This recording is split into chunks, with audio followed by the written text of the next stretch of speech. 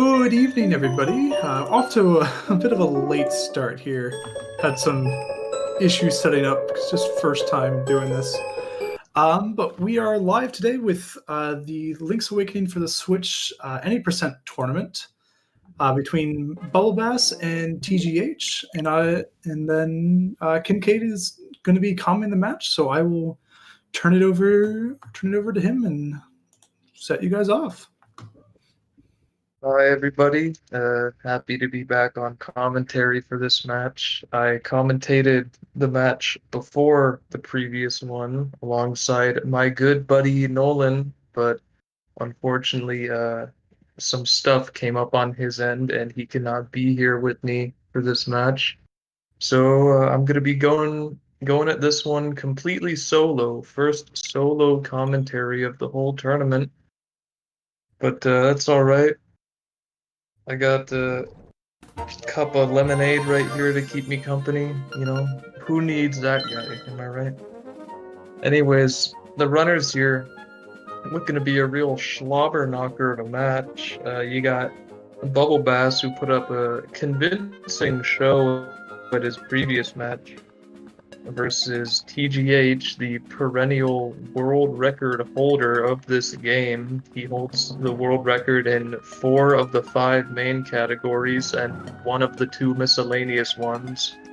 So I think it's definitely going to be an uphill battle for BubbleBass, but I think he can do it. He put on a pretty convincing show last match he played, and I think he can do it in a tournament setting. Starting off here, waking up in our bed, and getting the shield.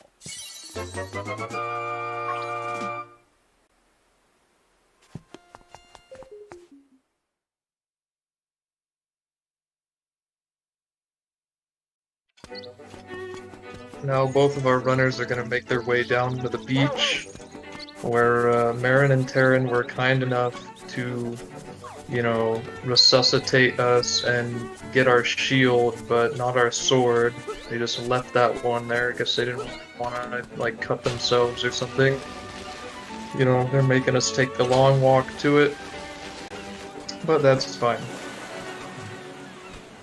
Something I'm going to mention right at the start here, which is very important, is something you probably you saw at the very start, but didn't even realize, most likely, unless you're familiar with the speedrun, which is that the files for each of these runners were created in a specific way using a method of RNG manipulation to manipulate the path of a maze at the end of the game. At the end of the game, there's a maze, and the path through it is random each time. But long story short, you can make your file in a specific way such that the path of the maze is one that you've already memorized. And so both of our runners have done that.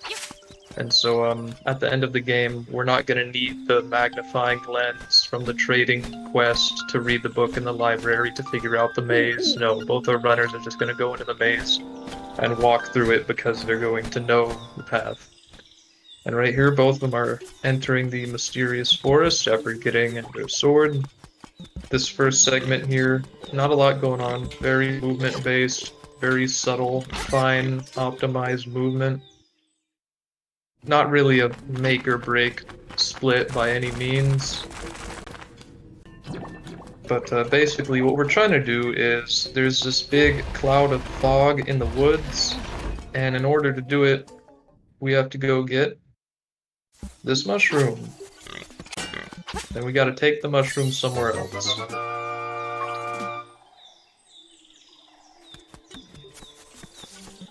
BubbleBass having a little trouble with the moblin there.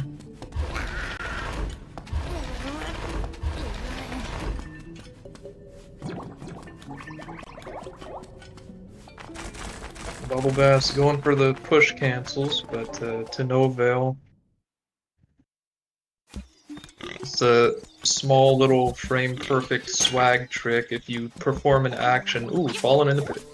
If you perform an action on the same frame you push something, you cancel the push animation and you can just move. It doesn't really do anything. It saves like maybe a third or quarter of a second, but it's cool. And now that mushroom is going to be put to use here. The witch is going to help us out and make some magic powder out of that mushroom. And now with the magic powder, we can transform things and use it to clear the fog in the woods.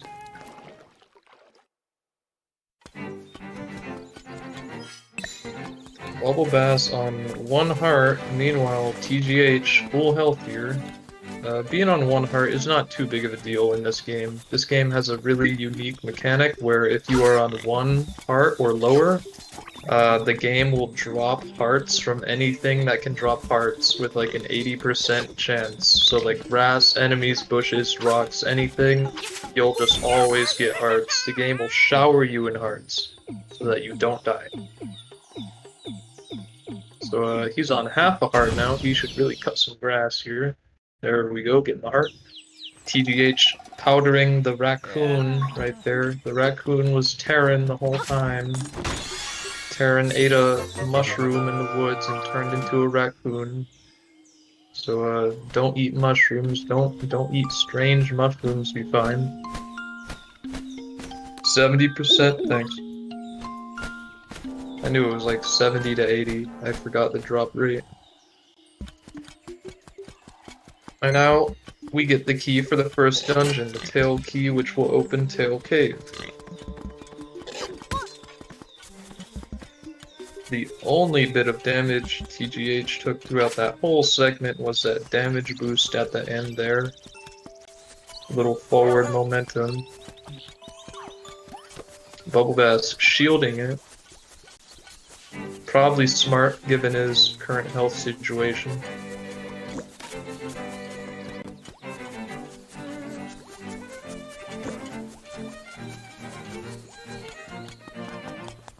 Mario wearing the Tanuki suit.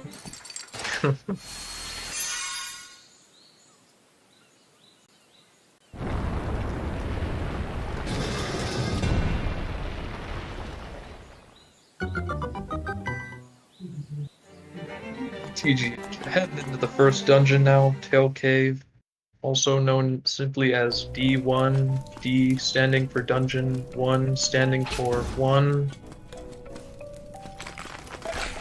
BubbleBass not too far behind. By no means has he lost the race at this point. Not at all. We haven't even gotten to the first trick of the run, which will come after this dungeon. TGH opting not to slash the spike trap to perform a little boost there because the keys was in front of him. If he boosted off the trap, he would have gone head first into that keys. Smart on-the-fly decision right there. Game sense. You see BubbleBass was able to do it right there because the keys wasn't in the way. TGH doing the powder quick kill on the 2 spike beetles. Shield both of them to flip them over, then you kill them both at once with the powder because the powder's hitbox is huge. BubbleBass going for another push cancel and missing it. That's 2 for 2 for missed push cancels. No swag for him. You see TGH was able to do that one there because there's no enemy, no threat of an enemy in the way. So that is the feather. That's the first item we're gonna get in the game, the first dungeon item, I should say, and it's a very important item because pits are rife in this game. They are everywhere. They are in dungeons, the overworld, caves, interiors, everything. And like EDL said in chat, I wouldn't say the feather is the most broken item. I don't think any item is broken, but it definitely enables a lot of brokenness, which happens later. But I wouldn't say there's anything in itself that's too broken. But it is a very, very important item, both casually and in this run, because many of the glitches and skips, you need to jump.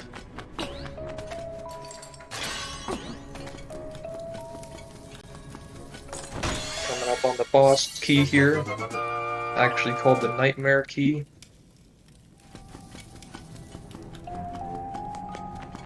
And now TGH is going to be heading to the mini-boss of the dungeon, Rolling Bones.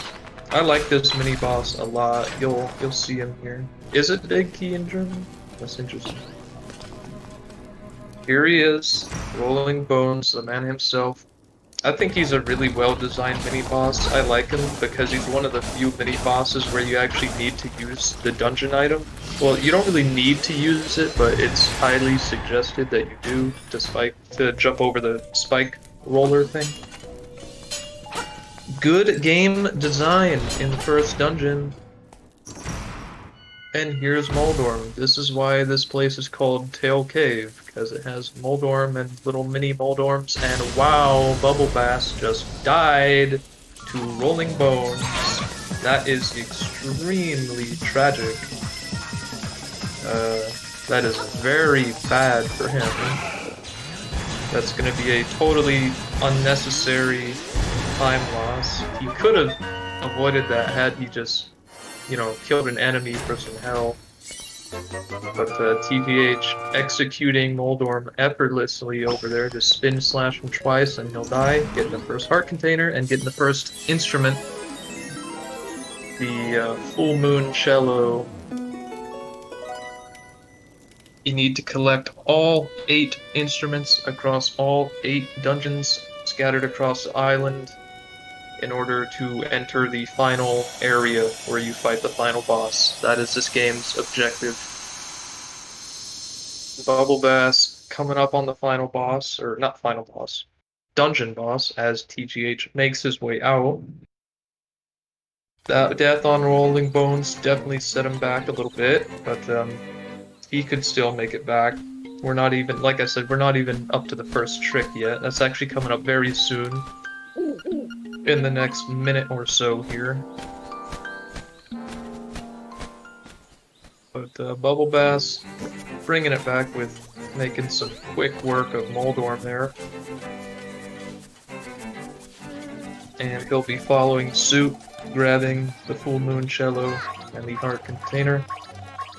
These kids on TGH's side, they're panicking because Bow Wow, that chain chomp you might have seen at the start when we walked past him, he's been kidnapped by moblins. And, you know, too bad, so sad. That is just awful, right?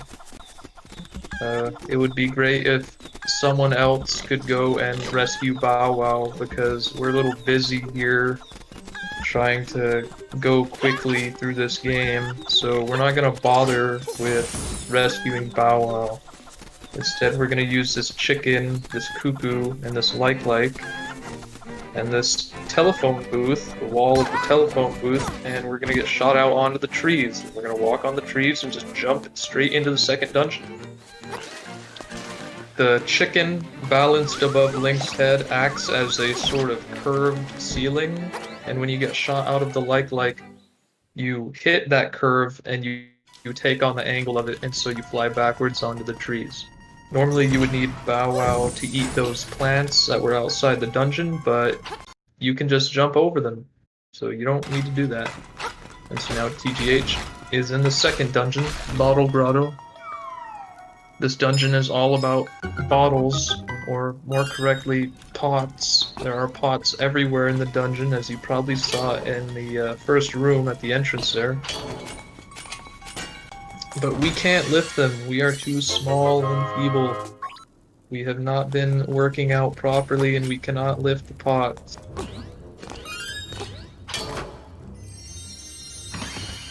Ooh, on BubbleBass's side, the like was in a bad spot right there. He got stuck between that wall, but not too big a deal. Oh, BubbleBass, I think that might have been Pro Controller flickback right there. He got turned around, wasn't facing the phone booth.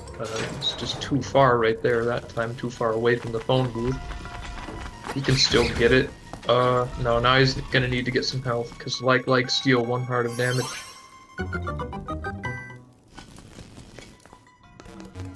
Ooh, the like, he I don't think he recognizes what's going on here. If the like touches the chicken, it acts as a wall, and the like will just go away from the chicken that it just touched. But he's luring it back here. It didn't fall into the water, which would be impossible to retrieve it from. Good Hinox quick kill on TGH's side there. BubbleBass got it. He's making his way into the second dungeon now.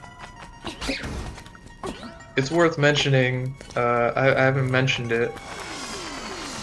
This is prefaced as the any percent tournament, but that's not entirely true. There's actually one trick that is banned for the purpose of this tournament, so that it's fun. And it's in this dungeon, in that Hinox room there. There's a trick in this game called a Hinox warp. You basically get grabbed by the Hinox as the same frame, on the same frame as like taking damage or falling into a pit or a few other things, and you will teleport all over the place. And you can do that in the Hinox room to get teleported to the instrument room, but there's only a 1 in 3 chance that it will work in this case. So we banned it for the purpose of the tournament because it's the only trick which is truly RNG in this game. So for the express purpose of this tournament, we will not be doing it. TGH just bought some medicine from Tracy. That's why he got those 50 rupees. He re-entered D2 to get the 50 rupees there. Ooh, BubbleBass finally getting a push cancel on his side. That's 1 swag point for him. But yeah, TGH got those 50 rupees so he could both buy medicine and buy bombs in the shop. Because bombs unlock in the shop after you obtain the instrument from the second dungeon. Or no, I'm getting confused. That's what you would do in normal any percent. I'm totally confused.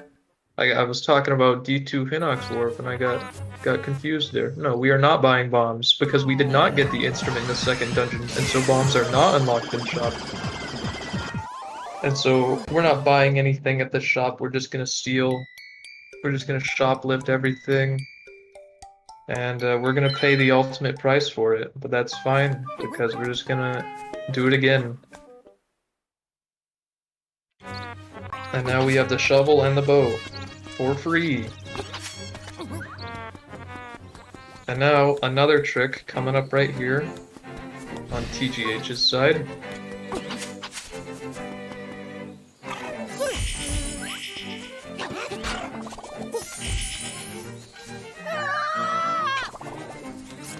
Very nice. So that was Villa Skip. You stun the pincer with the powder, and then you throw it on the tree and slash it up to make it go even higher, and then you stun it again, and then you fall in the pit so that you respawn on its body, which is conveniently a series of solid spears which you use as a bridge to get onto the trees. And then you just jump into Richard's backyard and get the slime key, which cuts out a lot of side questy type stuff.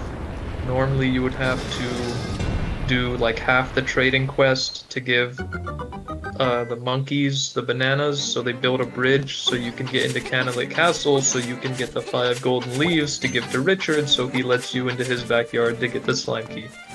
But instead we're just going to trespass. And so the third dungeon is now nice and open.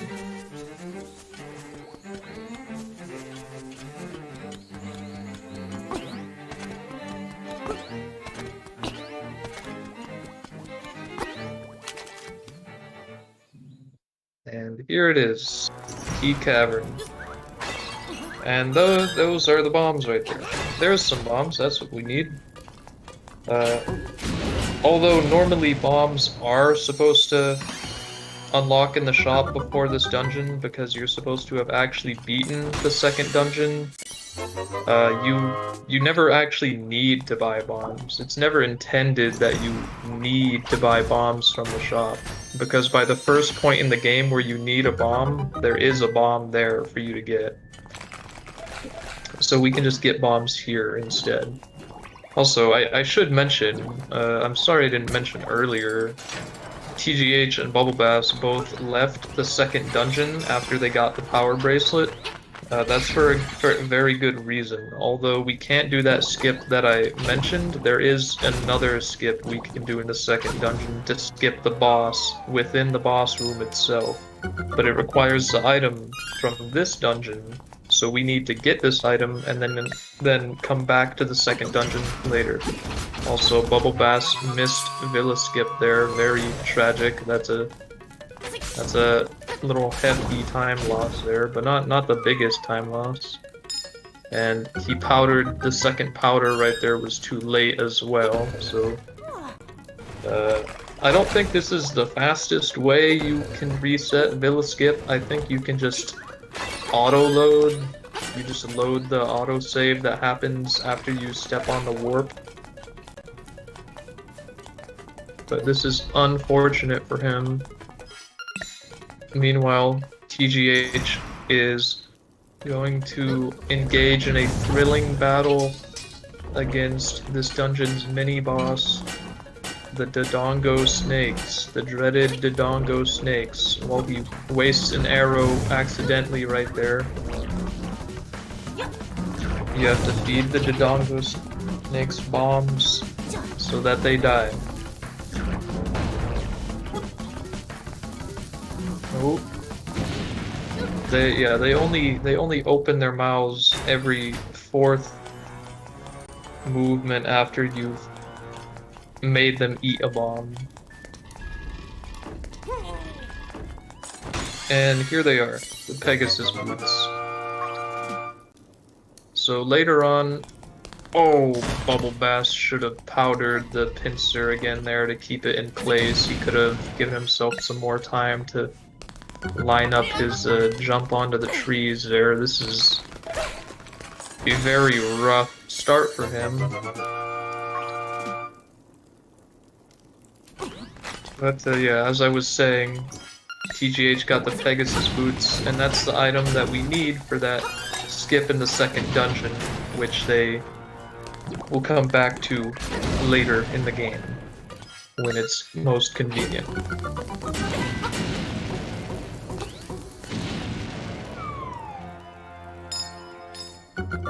BubbleBass finally making it onto the trees. Taking his time on the second jump right there, just taking a little moment so he doesn't miss it. Meanwhile, TGH is gonna be doing a little side objective here, getting this fabulous, wonderful 300 rupee chest, which we will be using much later. You need 300 rupees later in the game to buy something, and this is the most convenient way to get them.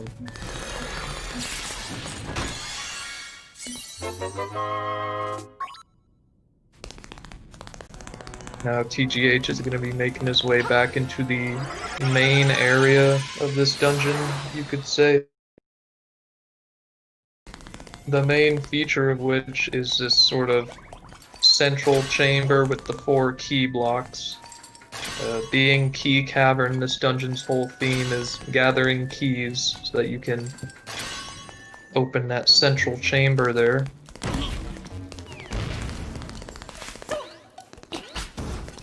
Fun fact, this dungeon actually has an extra key in it, a whole extra key, because if it didn't have that extra key, you would be permanently locked out, potentially, of some bonus rooms in this dungeon, which are not required, but you would just never be able to know what was in them otherwise. And here's the boss of the third dungeon, Slime-Eye, also known as Gigazol in German, which most people prefer calling him by.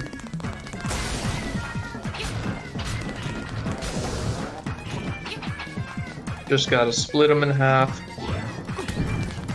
And then stab him in the eye. Getting stabbed in the eye would hurt. Very true to life, this boss. Gotta give him points for realism on this one.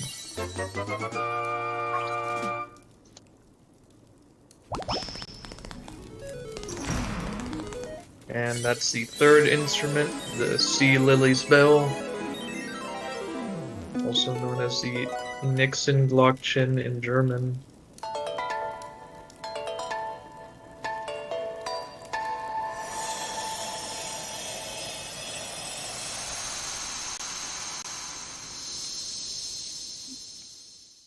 So BubbleBass is a good bit behind here. He's really just been leaking time like a faucet throughout this run here. First in D1, and then after D1, and then after D2. But he's down, but definitely not out.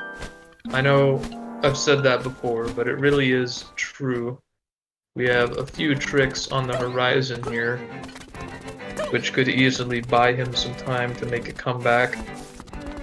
As he deals with the Dongo Snakes, TGH is going to be making a small detour here to pick up this warp point next to the Seashell Mansion. This is very important for later. It's just sort of conveniently positioned near some stuff that we need to come to later, and the best time to get it is after the third dungeon. And now he'll be making his way into the Dream Shrine. Gonna have a little nap.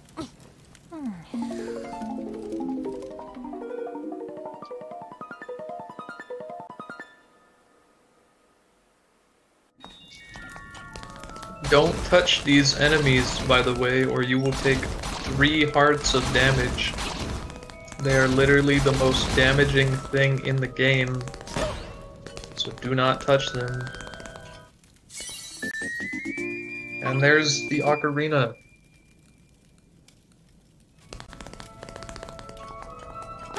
Now we can learn songs. And that's just what we're gonna do immediately after coming out of here.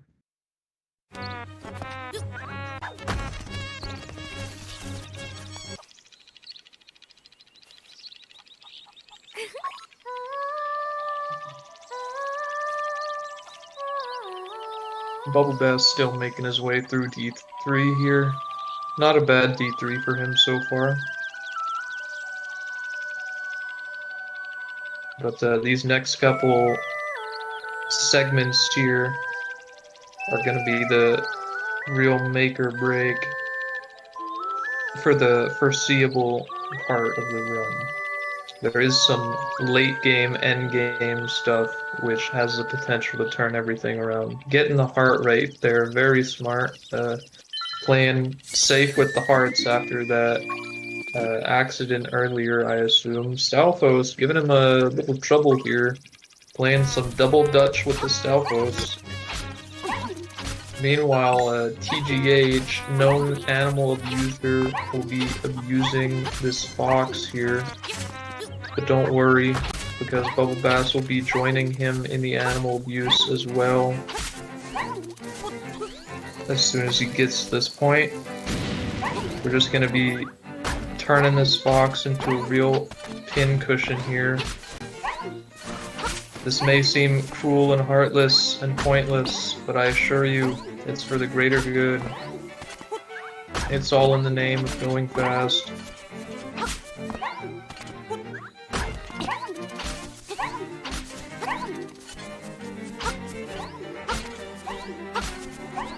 I guess I'll explain exactly what the purpose of this is as he's making his way there.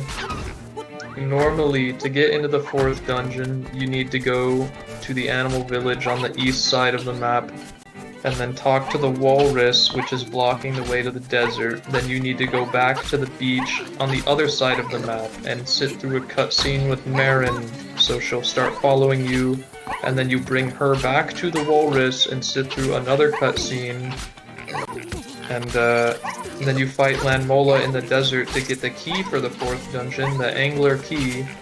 And then you come back here and put the key in the keyhole, and then you walk through a cave and then jump down into the 4th dungeon from a path in the mountains. But instead, you can just do that. That is what the medicine we got earlier is for.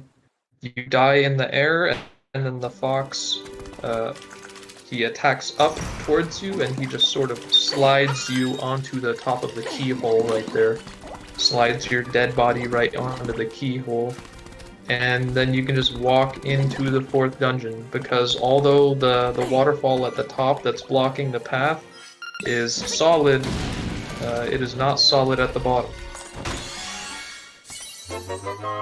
And now he's in the 4th dungeon, Angler's Tunnel. Personally, my favorite dungeon. I really like how it looks. It looks really beautiful. I like the water. It's one of 2 dungeons to have deep water. The only other dungeon with deep water is the one after this, which only has 1 room with it. And it has lots of cool, both useful and useless tricks. But this one coming up here is particularly useful. There it is.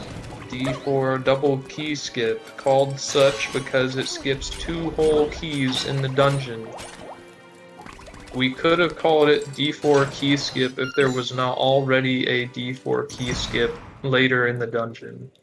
You skip a lot of keys in this dungeon. And this is Cue Ball, the mini boss of the dungeon. And that was the Cue Ball quick kill, executed effortlessly by TGH. Very beautiful. Cue Ball has a very broad plate of armor on his face. It sort of extends around his sides as well. So he can be a little obnoxious to hit at times, but if you just time your slashes right and execute everything well, you can just stun lock him like that. And now he's exiting the 4th dungeon. But Kincaid, he exited the 2nd dungeon early. Why is he also leaving this dungeon early? There's a very good reason for that. Which is that after you obtain the instrument from this dungeon, after you complete the dungeon, a ghost will start following you in the overworld after you go south of a certain point on the map. And you cannot enter any dungeons while the ghost is following you. You have to take him to his home and then to his grave so that you can put him to his final rest. And that's a long side quest.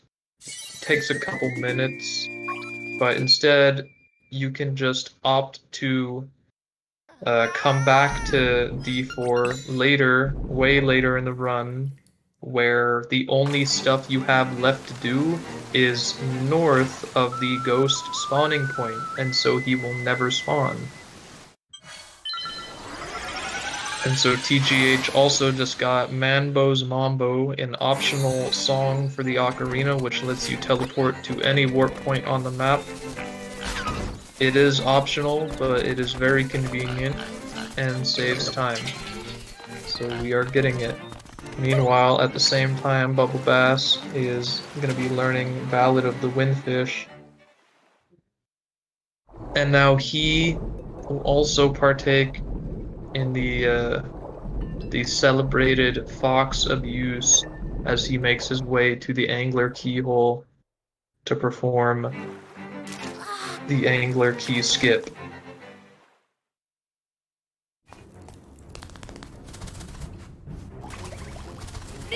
Yeah, that's right. Splitting D4 to skip the ghost really doesn't save like that much time, but the side quest is just so long that it does save time. Meanwhile, as BubbleBass gets the fox up the ladder here, TGH is in the 5th dungeon. I sense, I haven't been really able to tell, but I sense that the gap between both our runners has grown over time, just through small, you know, imperfections in BubbleBass's gameplay compared to TGH. Because TGH is a whole 2 dungeons, like I guess you could say more like 1.5, because BubbleBass is about to get into the 4th dungeon, but he's not into it yet. Dungeons ahead here.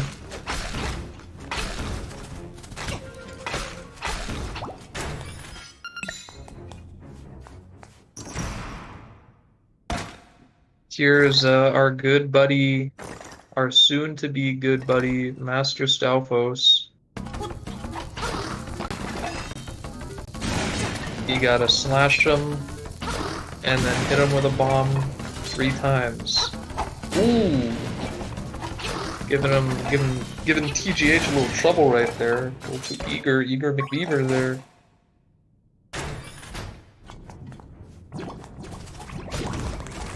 And we're gonna be seeing Master Stalfos 3 more times. You have to fight him 4 times in the dungeon, because he has stolen the dungeon item.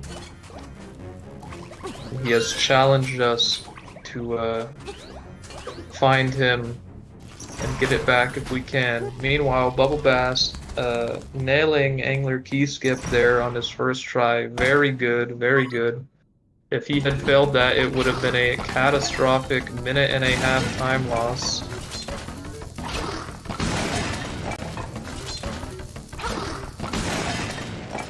Yeah, EDL, TGH submitted the Zelda trilogy. The 1st, 2nd, and 3rd game all ran sequentially.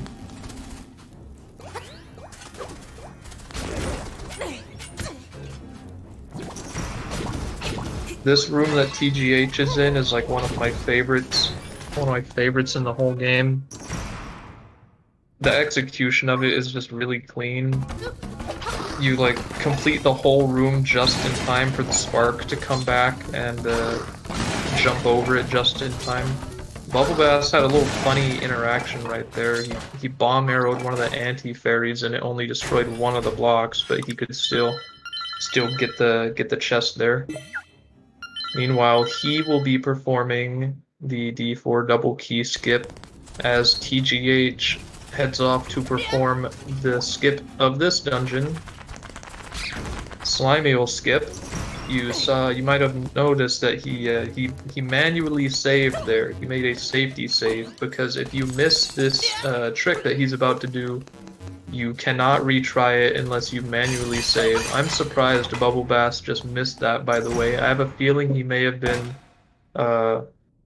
holding L to dash on the edge of the pit right there, which is not good because that slows you down and makes you fall into the pit.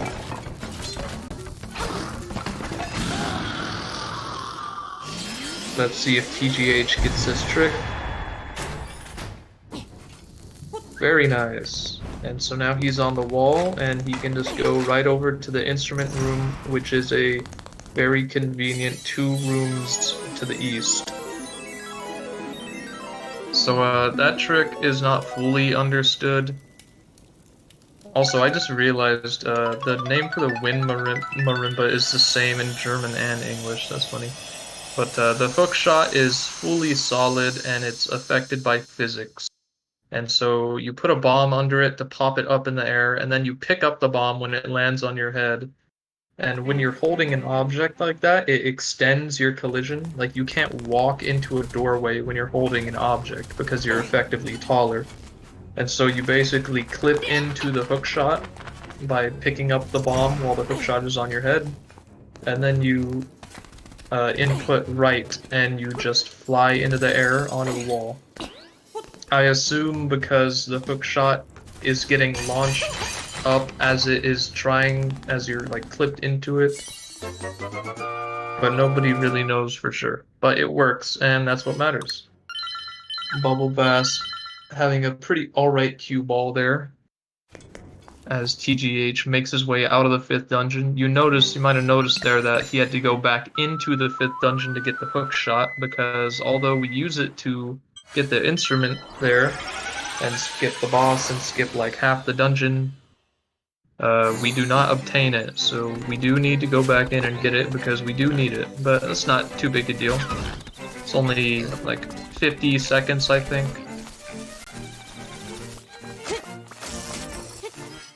Now that BubbleBass is out of D4, he will be learning Mambo as well as TGH makes his way to the Armos maze on 2 hearts. Ooh. Will the prophecy of dying in Armos maze on 2 hearts be fulfilled? It always happens. Always. Armos deal 2 hearts of damage. TGH is all. He didn't even grab the heart right there. He's asking for it. He's taking damage. He's asking for it to happen. He's gonna touch one of the Armos.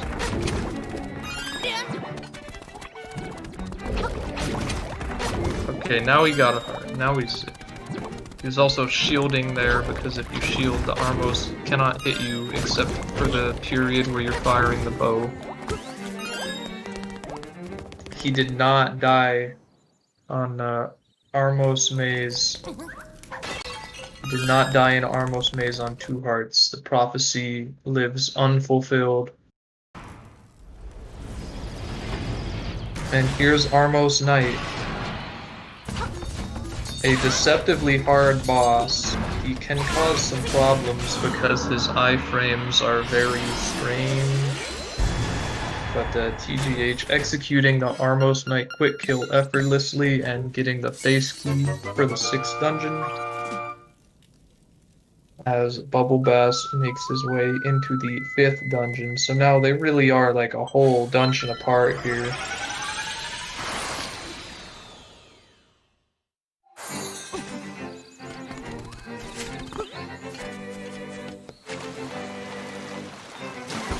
EDL, I think he means the double key skip.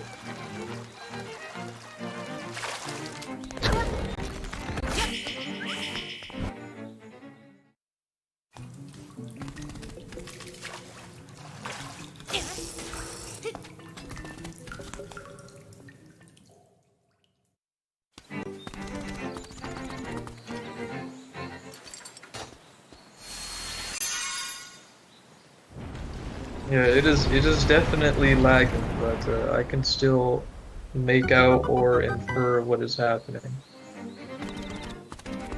Calling it bomb jump? Come on. Eventually, that's not gonna be the only bomb jump in the run. How will you avoid confusion then? So now TGH is in the 6th dungeon, Faith Shrine, which is mostly everyone's favorite dungeon. It just has a lot of stuff to do, and it also has a cool trick. It just really puts your skills to the test.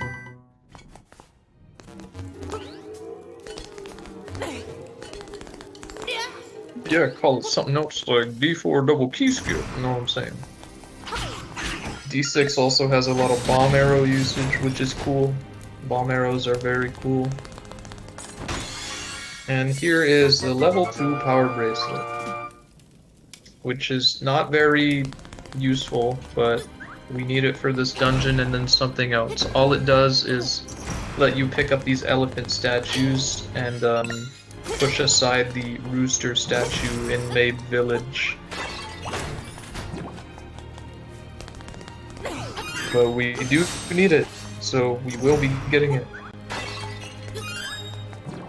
TGH grabbing some extra bombs there.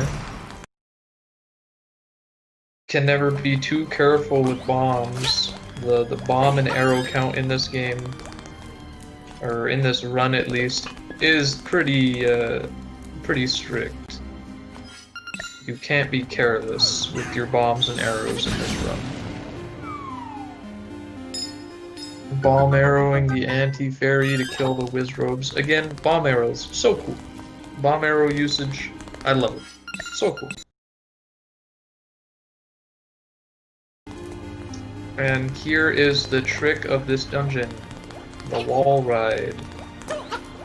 You can dash jump to get on the walls, and then you ride them, and you can just go right over those statues and access this staircase, which normally you're only supposed to be able to get to after you defeat the mini-boss.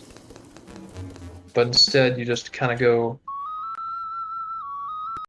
in an unintended way right there. And then you play Marin's song to kill those Pole's voice because her music is so dreadfully awful that it just kills anything that hears it.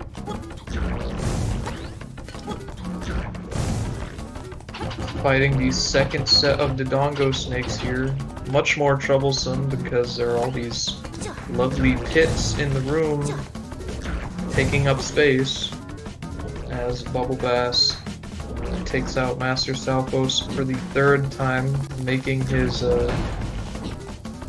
let's see if he makes his safety save here. Yep. So now he will be going to attempt Slime Meal Skip as TGH gets the boss key for the 6th dungeon. He threw the pot at that chest to open it. That's not like a thing you can always do. That's literally the only chest in the game where you need to do that. It does not open. You have to throw the pot at it. It's like a really strange puzzle, not puzzle.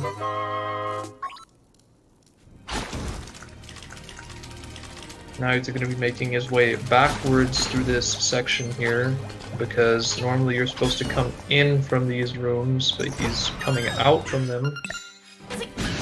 Bomb arrowing the whiz robes, and the acorn right there spawned away from where he's going to be jumping down right here, which is good. It has a lovely habit of spawning exactly where that rupee is right there, so you just jump directly into it and it's a free time loss. He just picked up some medicine right there. Tracy's medicine just hanging out in the dungeon. And we're gonna need that for later. And here's the mini boss, Smasher. TGH getting the quick grab on the ball. Ooh, Smasher is not playing around today. He's, ooh, dang. Smasher is on his game. Oh my goodness. Don't get hit, don't get hit. My goodness. Oh, that is awful. That is positively awful. Yeah, he's gonna need to buy medicine later now because he just got frankly owned by Smasher. I've genuinely never seen him mess up the Smasher fight that badly, which is a shame because he got the quick grab there. He grabbed the ball before Smasher, which you can do if you're fast enough. BubbleBass got Slime Meal Skip there, by the way. I got caught up in the fight there and just glazed over that. But a very excellent Slime Meal Skip there from BubbleBass. Yeah, that's gonna be a big old time loss for TGH right there. He just got the medicine and then, you know, threw it away, so he's gonna need to buy medicine from Tracy later. That is truly an unfortunate death. So both of our runners have had a death here now. Oh, BubbleBass feeling a little hungry there, picking up some apples. Free cutscene right there as TGH encounters the boss of the dungeon, Daemonen Fratse, or Facade in English. And normally you're just supposed to put these bombs on his face, but this is a 3D game, so to go faster, to kill him faster, you can just bomb arrow the tiles as they come up and react to where he appears in the room, and it's very cool and difficult and the best boss fight in the game. It's like the perfect mix of cool and fun and difficult.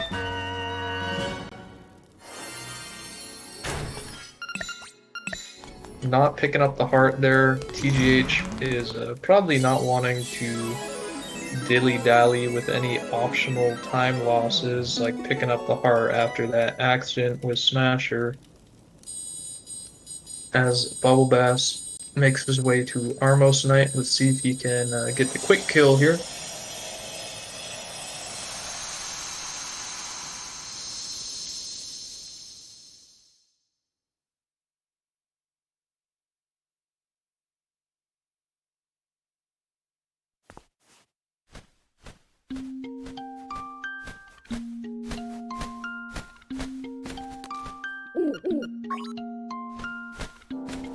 I can't tell if he got the quick kill or not, because his stream is lagging.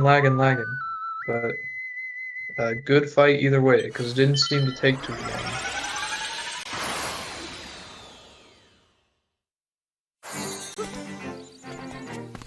And now TGH is gonna do everyone's fate. Ooh, wrong button. Want to press Y there for the hook shot, not X for Mambo. A common, hilarious mistake right there. That happens to like everyone. It's funny. And now he's going to be doing the sign maze. You need to read these signs in an order. You have to go where they tell you to. Follow the directions to the next sign in the sequence. Very enthralling little mini game here.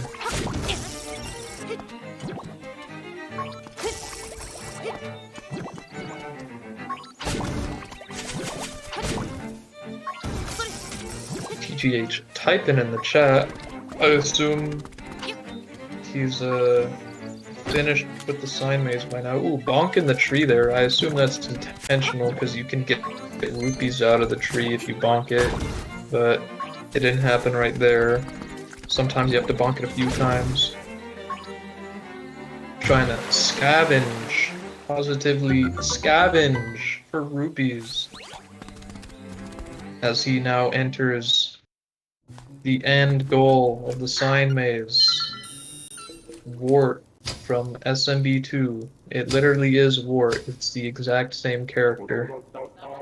In German, he's even called Wart, but in English, he's called Mamu, which is the Japanese name for Wart. And so this is the third song for the ocarina, the Frog Song of Soul. And we're going to be using this twice.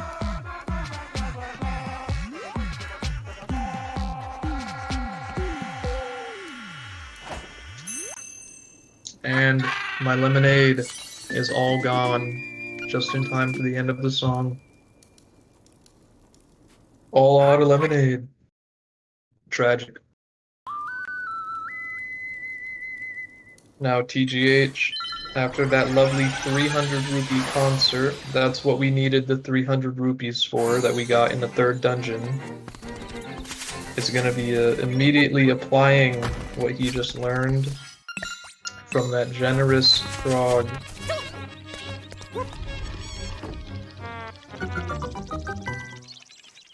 And is going to be reviving this rooster.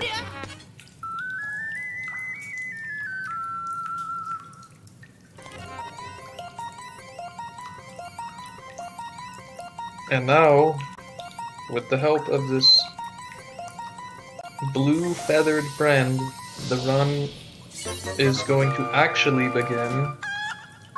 Believe it or not, BubbleBass could maybe still bring it back if this last endgame segment goes horribly wrong. That's just how brutal it can be. But first, TGH is going to be buying that medicine, which he pitifully lost in the 6th dungeon. Truly, ooh, 1 rupee short. That is truly tragic. Gonna have to go outside and mow a lawn or something. Go bonk one of the trees. There's a tree over here you can bonk for rupees. And there it is. He didn't get it. Oh no, he was smart. He was smart.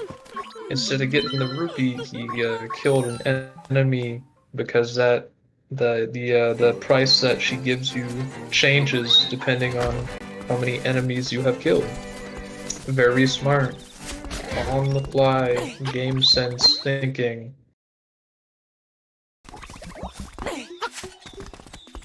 And now he's going to be using the rooster.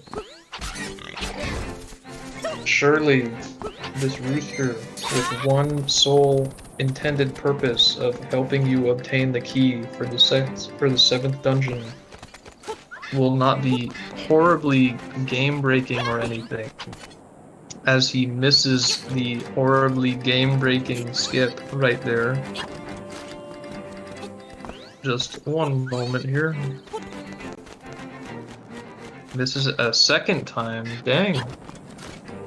Being brutal today as BubbleBass deals with these Dodongo snakes in 5 frames per second.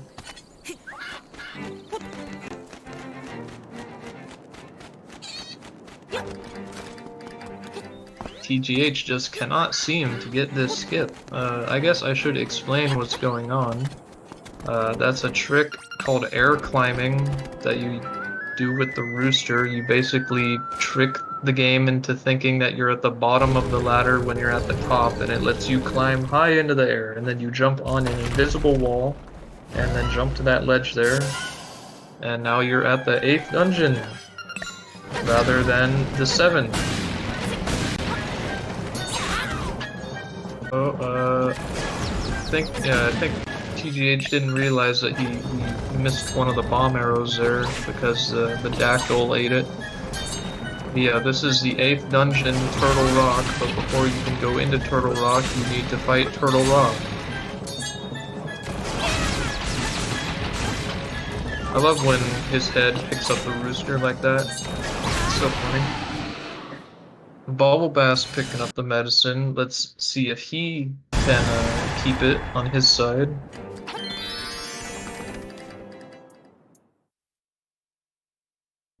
If his frame rate is forgiving, I'll be able to see if he gets the quick grab. No, I was not able to see if he got the quick grab. It didn't look like he did, because Smasher has the ball right now. So yeah, the 8th dungeon is one of the longest, it's the longest dungeon in the game. It's a huge, sprawling, labyrinthian dungeon, but we don't have time for that. So instead, we're just going to be doing that and teleporting to the boss room. That is an example of the Hinox warp I mentioned earlier. The 2nd dungeon has one, which is banned for this tournament, like I mentioned. But the 8th dungeon also has one, and it's not banned because it's not random. You just take damage on the same frame as you get grabbed, and you teleport conveniently to the boss room, which does not activate because the trigger is right by the door, the entrance. And so you can just walk right in and get the instrument. And now the rooster escapades ensue as we have all sorts of fun out of bounds shenanigans. Don't get hit by the boulder again, okay? If he got hit there, he would have lost medicine again. And now he's going to be clipping through the ground with the rooster. You just kind of stand on the edge of the ladder and then grab the rooster and hold forward, and you clip into the ground. Now he's going to jump back inbounds and approach the sole intended purpose of this horribly broken blue rooster, which is this cave right here. This. That right there is the sole intended purpose of the rooster. He's only supposed to help you get this key for the 7th dungeon. But turns out he is extremely broken. So he is a lot more useful than just that. BubbleBass on half a heart, by the way, in the facade fight, but he avoids getting hit. Very good for him. TGH performing some more air climbs to get onto these walls and then to get up to this ledge here. And then after this dungeon, the rooster will tragically have to depart. Because again, you're only supposed to use him for getting that key. So after you complete the dungeon, you're not supposed to have any more use for him. So he just goes away and goes and lives with the chicken keeper in the hen house on the mountain that we passed, but Obviously, we're not going to enter there because there's no reason to.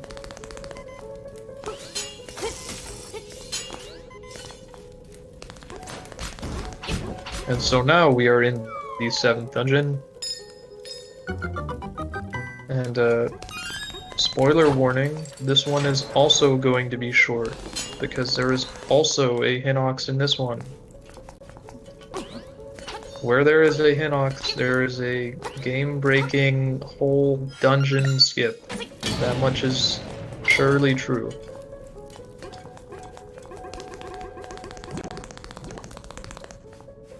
But the Hinox warp is a very precise trick, extremely precise. Not only is it frame perfect, but it's also precise down to like the millionth place in Link's floating point decimal coordinates.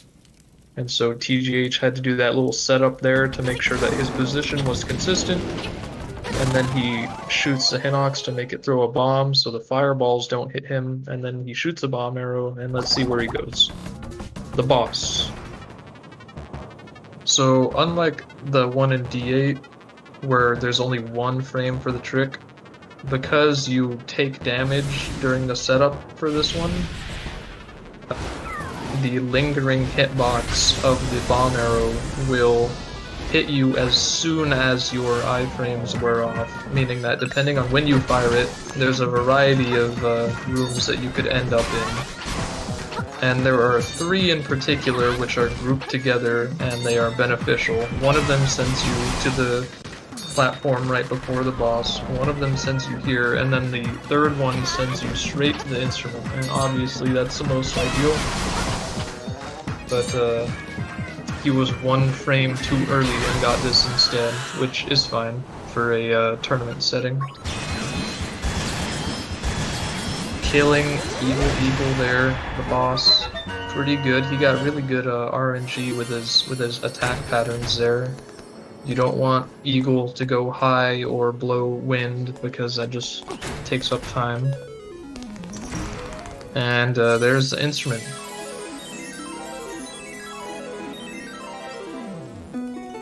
Meanwhile, BubbleBass is getting the frog song, so he's about to go wake up the rooster and have his own little adventure there.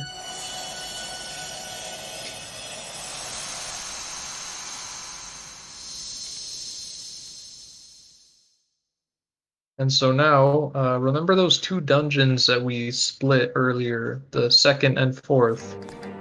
We're gonna go take care of those now, because it's convenient.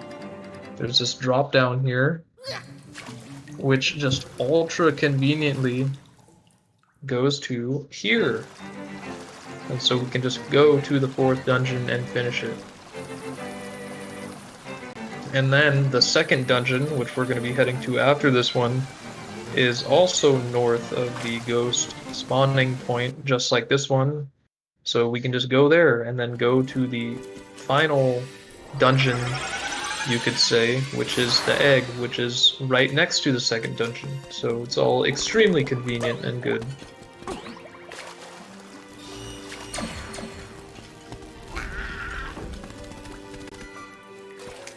This tile puzzle, by the way, is also affected by the RNG manipulation I mentioned. So TGH also knows the solution for this as well. Oh, hey, raid from another ZSR channel.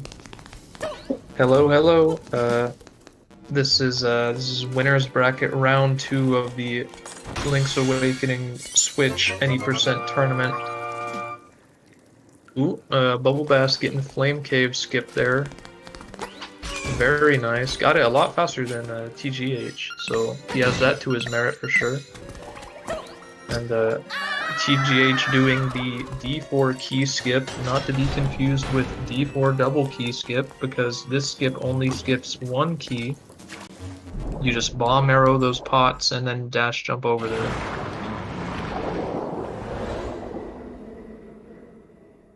And here's a anglerfish, or piranha killer in German.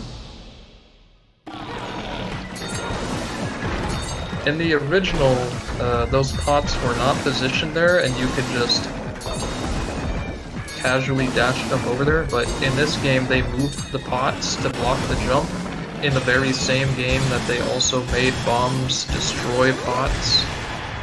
So I feel like they either forgot or were being cheeky and knew that you could do that and just kind of left it in for fun. Anyways, BubbleBass fighting Turtle Rock as TGH finishes up Anglerfish and gets the Surf Harp. Alright, very good fight.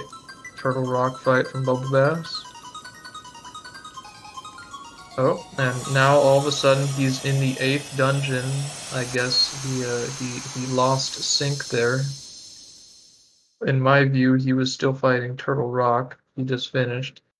But now he's also going to be skipping the 8th dungeon here, trying to get this frame-perfect bomb arrow to teleport to the boss room. And there it is. And now he's been teleported to the boss room.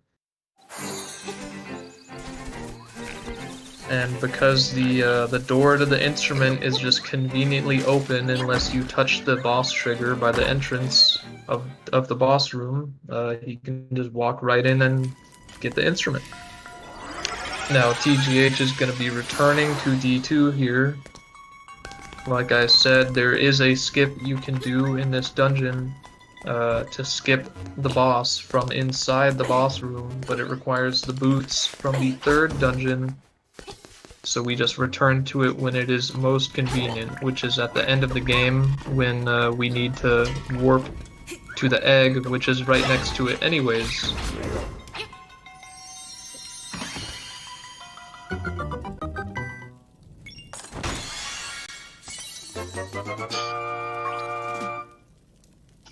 Yeah, I don't know what it looks like on the viewer end, if it looks the same as mine, but there are definitely some sync issues.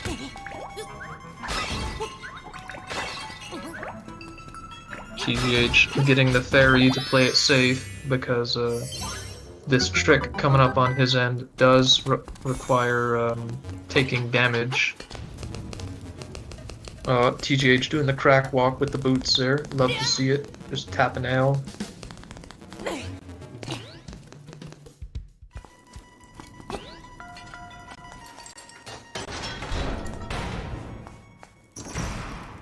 Bonking on the rooster spawning directly in front of him on BubbleBass's side there.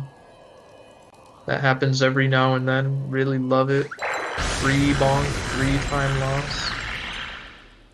And here's the boss of the 2nd dungeon on TGH's side, Genie. And we're going to be using the convenient properties of his bottle, his pot, to clip through the door here if TGH can get it. Let's see. Very nice. Very, very nice. And then you just walk in and he just kind of doesn't care anymore. And you can just go get the instrument. Nobody really knows exactly why that works. Not even I know, and I'm the person who discovered it. But it's definitely some sort of clip, because when you hit the pot, it turns completely solid, and so it clips you out of the door, but it only works if you dash into it with the boot.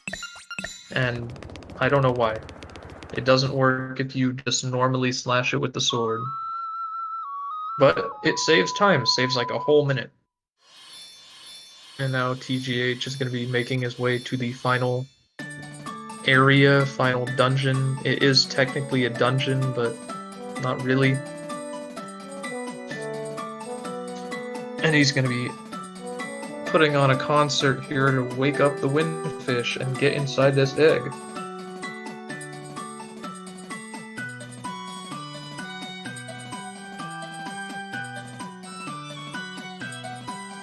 Meanwhile, BubbleBass opening the 7th dungeon. Let's see how D7 skip goes for him. See if he gets the instrument room. That would be pretty exciting. Let me see some guesses in chat as TGH makes his way through the egg maze here. How many blue balls will Nightmare Aghanim give TGH? Let's see some predictions. You win nothing if you're right.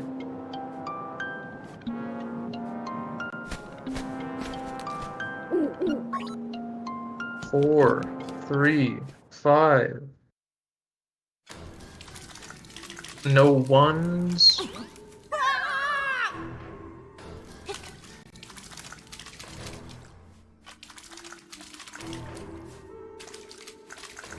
Ooh, there's even a command and everything. Fancy. This is the maze I mentioned at the beginning of the run, by the way. Both our runners know their path through the egg maze because they created their files with an RNG manipulation, so they just have the path memorized. And this is the final boss, Nightmare. Multi-phase boss. Alright, I'll let you know. Meanwhile, BubbleBass coming up on D7 skip. Let's see where he goes. Oh, he was, I think he was exactly a frame late before the iframes wore off there, because he didn't take damage from the bomb arrow. But he can just try again, that's fine. Ooh, TGH getting juked out by Nightmare Zol there. Yeah, close it.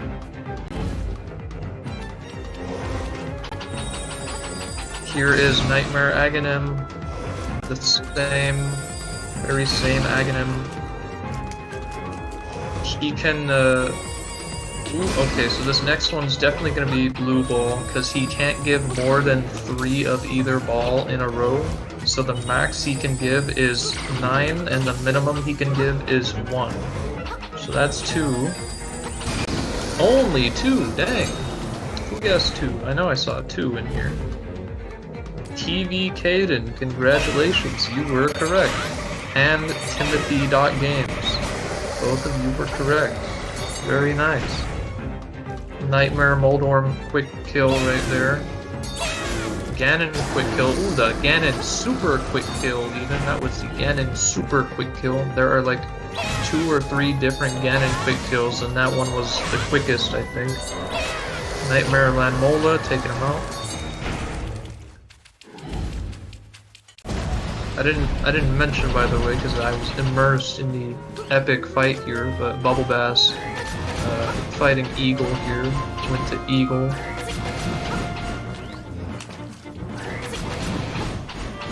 TGH taking out the final form of the... Ooh! I don't know what caused him to delay right there, but he missed an arrow. He should be fine, though. He has an extra.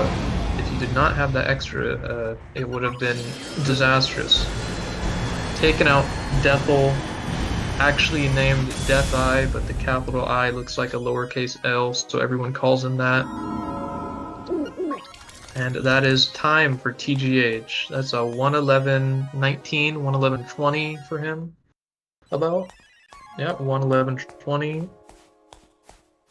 Very nice for a tournament setting. His only big mistake in this run was a nice PNG on the screen. Was dying to Smasher, which flabbergasted me. I have never seen that from him. That was truly unexpected. But congratulations to him on the win. He will be progressing in the winner's bracket. BubbleBass not out. He's still gonna go down to loser's bracket. Gonna be able to fight his way out, perhaps, down there. And now this whole place was a dream, and now you're waking up from the dream, and so everything is disappearing. So sad. So sad. BubbleBass, meanwhile, making his way to D4. Let's cheer on BubbleBass here as he finishes up his run.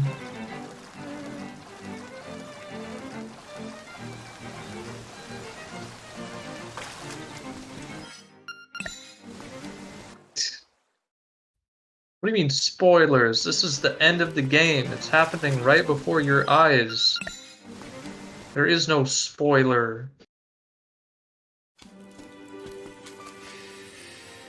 BubbleBass accidentally killing both the Zols right there, activating the key cutscene. Free time loss.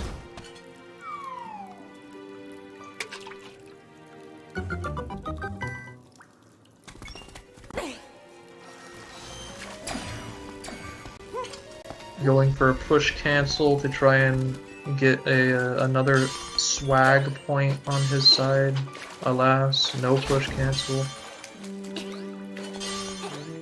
Hey, hold on. I think my headphones are malfunctioning. 1 second. Hey, TGH.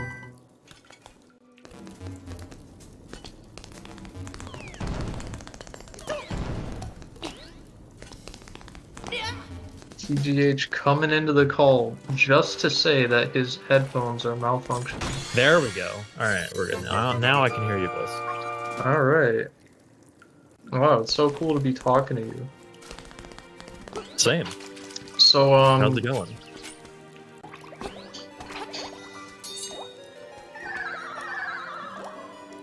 So, are you gonna ask me about the Death Smasher first?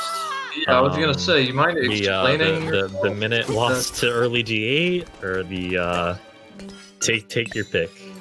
I mean, the flame cave skip, you know, like that's kind of a hard trick, you know. I don't blame you for that, but oh, I'm hearing me on your side like 30 seconds later. That's what that is. I didn't even recognize my own voice. I was like, who's talking? I need exactly to mute. There, I muted my desktop audio. Sorry about that. Okay. So yeah, explain yourself with that horribly embarrassing, tragic, career-ending death to Smasher. I can still hear myself. I don't know. I thought it was a pretty optimal fight, honestly. I can still hear myself. It might not have just might not have been updated. Oh well. Also, forgive me for feeling a little bit sound a little bit lackluster. Maybe I'm pretty tired right now. Been up for a while. I imagine. But yeah, not your normal wake up time. No, definitely. I've also been up all day. Like, I mean, I was like, dang, 8 p.m. Surely it's because you know, TGH on that nocturnal sleep cycle. Well, normally I'm waking up at around 8 p.m. So like, normally I'm fresh at this point, but now I have to, you know, I had to stay up all day. So, but yeah, so Smasher. Yeah, I can I've safely never say seen that from you. I was extremely surprised to I can safely say that's the first time I've ever died to Smasher. I would think. And yeah, so all right. Well, what happened was sometimes I get like a weird ricochet. Like sometimes, you know, you hit Smasher and the ball just like kind of ricochets like at an angle that it shouldn't. Random which direction it is. Yeah, and I just got pretty unlucky, I guess, at least on the ricochet. So Smasher grabs it. Gotta hand it to Smasher. Like, to his credit, he was on his 8 game today. His aim was impeccable. I have to say that for sure. Like, his aim was super good. But anyway, practicing those 3-pointers. Well, that run actually had a really good start, like up through Dungeon 3. I was actually ahead of my route PB through Dungeon 3. And then I lost a little bit. For interrupting. Go ahead. BubbleBass just got hit by a piece and died in D2. Yeah. He got hit by a plant when he was walked into a plant and took a whole heart of damage, leaving him on half a heart. But not too big a deal because he can just take the warp right back to where he died. But go on, my bad. Oh, I don't even remember what I was talking about. Something about dying. Something about No, I think we had moved past dying to Smasher. It was something having to do with I had a really good start actually, like through Dungeon 3. Everything was really solid, like really all the way through like Dungeon 5. Your D3 was very good. Yeah, I think like the like legit the death to Smasher was probably the big, yeah, the I would say first, that was, the first mistake I made all run. yeah, your and then- D4 double key skip was very good. Also, Tracy sucks. Tracy's terrible. What? Because she gave She you the drove high me for a price hard that bargain. you She drove me for a died. hard bargain. Well, not only did she give me the 42, but I had 41 rupees. I had exactly 41. Look, the prices are posted very clearly, okay? She can't make exceptions, because then I she should've- has to make I should've exceptions for everyone else. I really should have just counted my kills all the way through the run, and that wouldn't have happened. Were you counting your kills up to the first medicine? No. In this route, it doesn't matter what your rupee count is or what Oh, your right. kill count is, because yeah, you just get the 50 and you don't buy bombs. So I remember It's like not. watching you recently, and you were just like, man, I gotta count my kills. yeah, that's You only were- in true you were 80%. walking That's Yeah. yeah, and it saves like maybe 6 seconds to do that if you do it right. Yeah, you the don't extra count. rupee seems about right. Really, you only need like a couple. You can just scavenge a couple extra rupees to in the normal route. Bubble Bass it's missing like 12. there, by the way, tragic. I don't think he's gonna be going for the retry.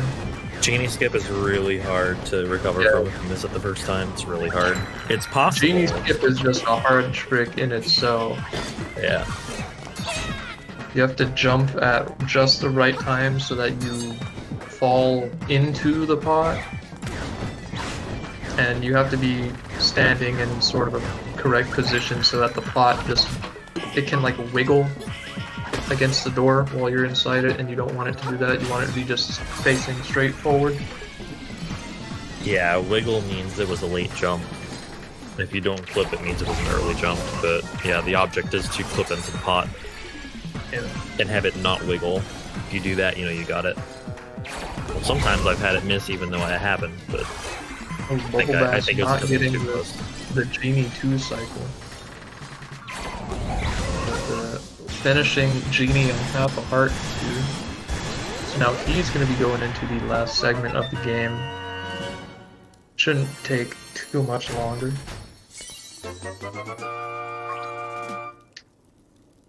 I was very surprised by that death by BubbleBass to Rolling Bones. That really threw me for a Yeah. loop there. Yeah, I had the stream up, and I happened to look over at one point and see that. I was really surprised, but I mean, stuff happens, Yeah, Stuff pressure, happens in this game. tournament setting. I'll bet you BubbleBass didn't die to Smasher. I think you might be right. Just a hunch. Were you listening to the stream by any chance?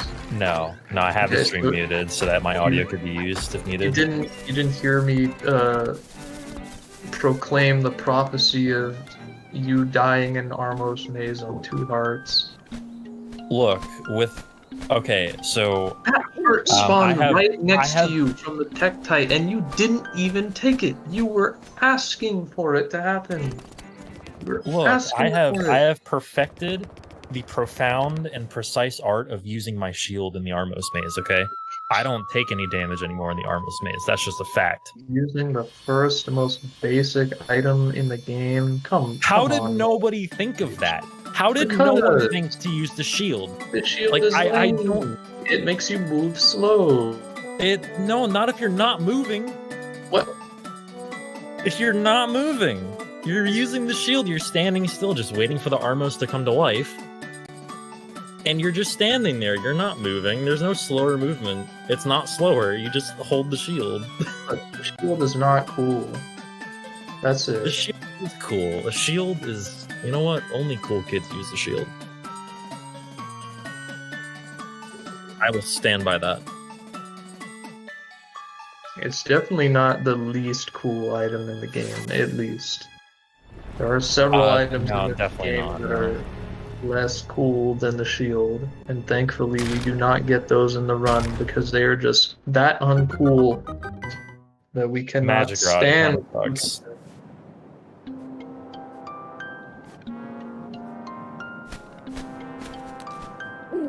Alright, let's see BubbleBass take on Nightmare here. See Look, how I many think- blue balls he gets.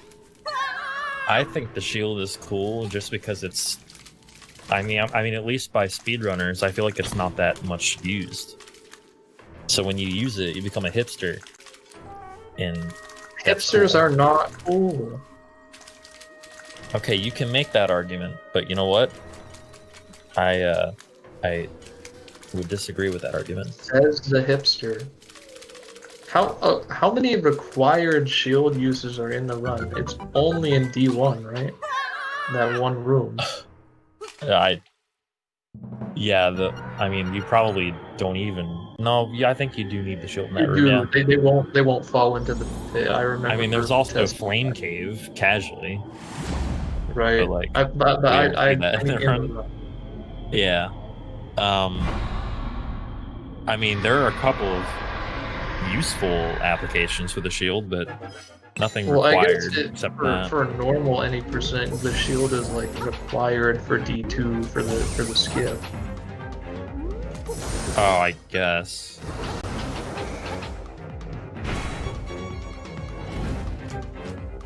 All right, Even let's then, see how many you blue could- balls he gets. You could bypass using the shield with a frame perfect sword swing, though. What are you talking about? Oh, you mean Well, just like yeah, because like if you swing your sword out on the just first constantly frame, swing? or if you jump, excuse me, if you jump on the first frame, of Right, you would be. movement, you don't need to you'd be use the moving at the shield. same speed as though you were Yeah. using. Yeah, exactly. I think You don't need a BubbleBass shield. only got one blue ball so far. Now 2. Now 3. I want to see any percent no shield. Now 4. We Me need too. to find a way to skip the shield. I like the idea of not having the shield so much because when you walk around without it, it just looks so cool. Yeah. We just have to find a Hinox sword setup in Dungeon 1 to get up on the walls to skip the spiky room. Yeah, well, first we have to warp a Hinox to Dungeon 1. Easy. You gotta look at the big picture here. Just replace every enemy with a Hinox. Dude, I so badly want like ROM hacking for this game because this isn't like, you know, LADX with like sprite limits and stuff. No, you could probably just place Moldorm like everywhere in the overworld and it would just work. You could put 19 Hinoxes in one room. Yeah, put like 9 Blanos in a room. I think in LADX you can only have 3 Blanos in a room. Don't ask me how I know that. It's pretty sick knowledge to have, though. I would say. It is. Blaino's not as cool in this version though, because he doesn't send you back to the start of the dungeon. BubbleBass. No, he only sends you back up to that ledge that you jumped down from. What? Yeah. I didn't know that. You don't? You didn't know? No, I didn't know that. It's time for BubbleBass, by the way. That's Yo, like a 1 GG's. 624.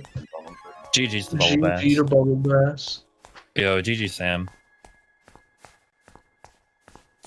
Alright, I now have my headphones on. Hello. Hello. GG's. GG's Siege.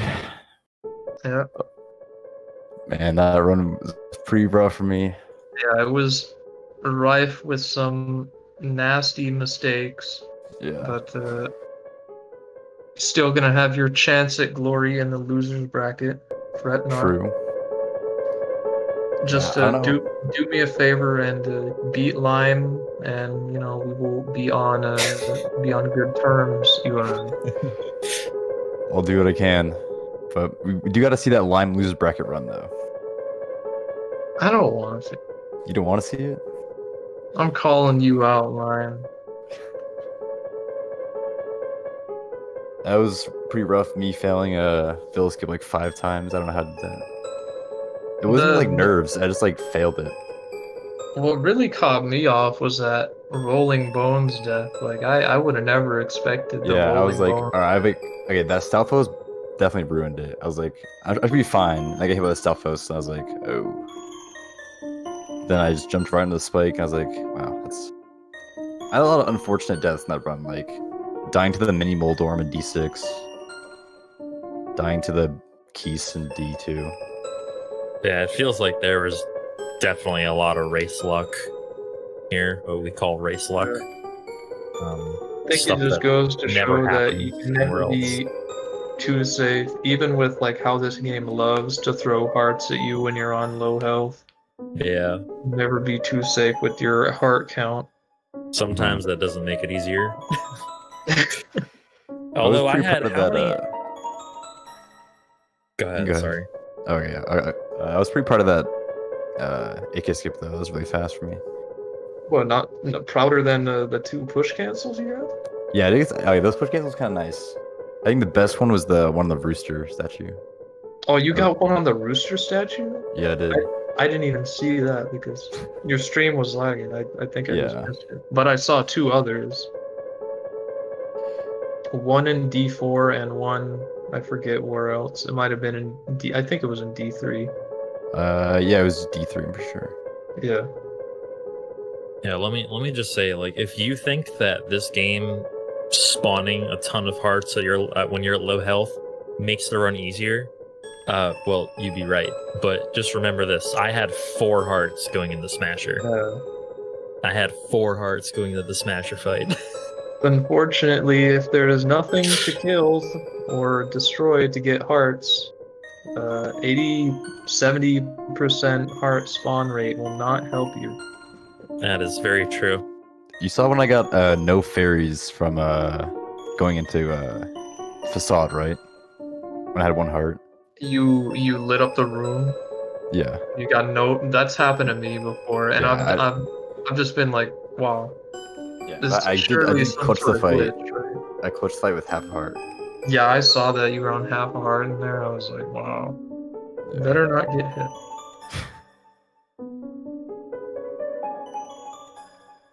Alright, I don't really have any further questions or anything. So if Yeah. you guys would like to make some final remarks to the millions of adoring fans watching at home and abroad, then feel free to. Type 1 in chat if I should beat Lime. Crap, I'm not logged in. I have the advantage. I heard that before anyone else. True. Streamer's advantage. But yeah, thanks for watching, everyone. Thank you, Sam, for the race and GG's. GG. And thanks, Kincaid, for commentating. Dude, this is so fun. I wish Nolan could have been here. Like I said, he had some Yeah, that stuff would've been that nice. came up, but solo Yeah. commentating was fun. I was like on my A game. Very fun. Thank you, Artemis Myths, for restreaming, and for Zelda Speedruns for putting this on and for hosting. Thanks to all the ZSR people for hosting this tournament. Thanks to Lime, even though I want him to get destroyed in the losers bracket in the friendliest way possible, of course. Thanks to Lime for organizing the whole tournament. Yeah. So yeah, GG's to you guys. Sorry for any technical difficulties that happened. Oh, you're good. First time You're good. setting everything up. But once things got going, went pretty well on the back end. We're trying to set up a raid right now. I unfortunately can't do it on my end at the moment. Just permissions aren't set up with that yet. So not sure who we're raiding, if we are going to be raiding, but we might have someone, but yeah, thanks to totally blank on names now. Thanks to Kincaid, like something going on right now. Thanks to Kincaid for commentating, and GG's to TGH for the win, and BubbleBass for the race, you guys. That was fun to watch. I hadn't actually seen any percent with this game, so that was really fun to watch. Any percent's Crazy awesome. run. It Yeah. is a really crazy run. Yeah, it's come to its own for sure. Yeah, just walking on walls wherever you please, basically. All right. Yeah. This was really fun. I'm definitely going to be commentating again in the future. So that's it from me for now. I'll Good try luck to get to some commentary all in the future as well. All right. And it And looks Sorry, F1 like game as well. It looks like we'll be sending over to, I believe, Goldfish with working on a time randomizer weekly going on. So All right. once that gets Bye, going, everyone. send you there. Good night, everyone. Peace. Later, guys. See ya.